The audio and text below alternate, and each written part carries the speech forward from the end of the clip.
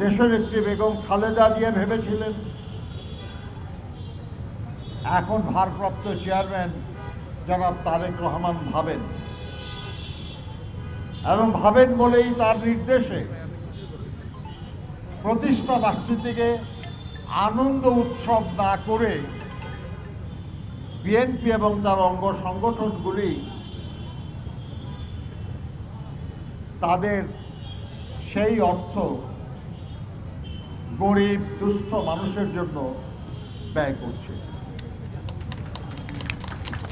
আজকের এই অনুষ্ঠান তারই অংশ। আল্লাহর মেহেরবানিতে আমরা যারা একটু ভালো আছি, আমরা শীতের বস্ত্র পরে আছি, কিন্তু যারা এখন এই শীত বস্ত্র নেবেন, আপনারা বুঝতে পারবেন যে এরকম একটা বস্ত্রের অভাবে তারা কি কষ্টের জীবনযাপন করছে, নিজেরা এবং তাদের সন্তান সন্ততি। কতজনকে আপনি এটা দিতে পারবেন? এই দেশটাকে তো নিঃস্ব করে যাওয়া হয়েছে।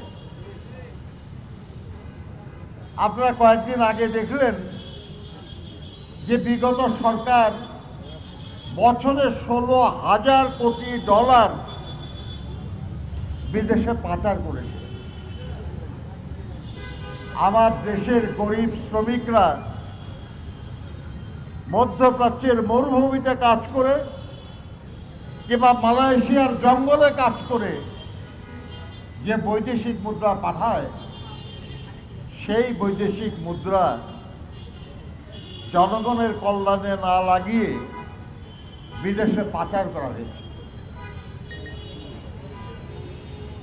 চুরি করা তো অন্যায়, দুর্নীতি অন্যায়, কিন্তু এরা সেই অন্যায়ের পাশাপাশি এই টাকা বাইরে পাঠানোর অন্যায়ও করেছে। দেশের মানুষের কোনো কাজে আসে নাই। যদি আসতো, যদি দুর্নীতি অনাচারটা কম হতো, তাহলে আমার এত ভাই বোন, এত মা, এত সন্তানরা এত কষ্ট করতো না। বন্ধুরা আমার, আল্লাহর অসীম মেহেরবানিতে আমরা বিএনপি অঙ্গ দলগুলি 16 বছর ধরে অব্যাহত লড়াই করেছি এই স্বৈরাচার, এই ফ্যাসিবাদের বিরুদ্ধে। আমাদের 700-র বেশি নেতাকর্মী গুম হয়েছে, 1000-এরও বেশি নেতাকর্মী খুন হয়েছে, লক্ষ লক্ষ নেতাকর্মীর বিরুদ্ধে হাজার হাজার মিথ্যা গায়েবী মামলা দিয়ে তাদেরকে নির্যাতন করা হয়েছে। কিন্তু আমরা থামি নাই, থামিয়ে থাকি নাই, এবং সেই লড়াইয়ের বন্দরে গত জুলাই আগস্টে যে ছাত্র জনতার অভ্যুত্থান হয়েছে, তার মাধ্যমে বিশাল ক্ষমতাবান বলে দাবিদার মানুষকে যারা প্রতিনিয়ত ভয় দেখাত, অত্যাচার নিপীড়ন করত, জুলুম করত,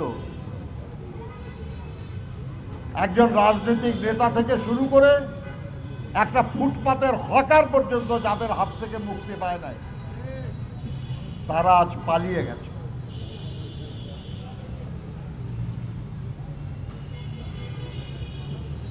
এখন যারা দায়িত্বে আছেন, সরকারে আছেন, তারা জোর করে ক্ষমতা দখল করে নাই। আমরা এদেশের জনগণ, আমরা তাদেরকে দায়িত্ব দিয়েছি। আমরা তাদের দায়িত্ব দিয়েছি যে তারা দেশটাকে সুন্দরভাবে পরিচালনা করবেন এবং আগের মতো বিনা ভোটে না, রাতের ভোটে না, দামি ভোটে না, জনগণের ভোটে একটা সরকার নির্বাচনের ব্যবস্থা করবেন। এবং যারা দায়িত্ব পাবেন, জনগণ যাদেরকে ভোট দেবে, তারা জনগণের জন্য কাজ করবেন। দেশ থেকে দুর্নীতি অনাচার উচ্ছেদ করবেন। এই গরিব মানুষদেরকে সাহায্য করবেন, সহযোগিতা করবেন, যাতে তারা নিজের পায়ে দাঁড়াতে পারে, কারো কাছে যেন হাত পাততে না হয়, শীতের কাপড়ের জন্য যেন শীতের মধ্যে এসে দাঁড়িয়ে থাকতে না হয়। সেই জন্য পরিবর্তন দরকার ছিল। আল্লাহর মেহেরবানি, সেই পরিবর্তনের সূচনা হয়েছে। আমরা আশা করব শিগগিরই এই পরিবর্তন সম্পূর্ণ হবে।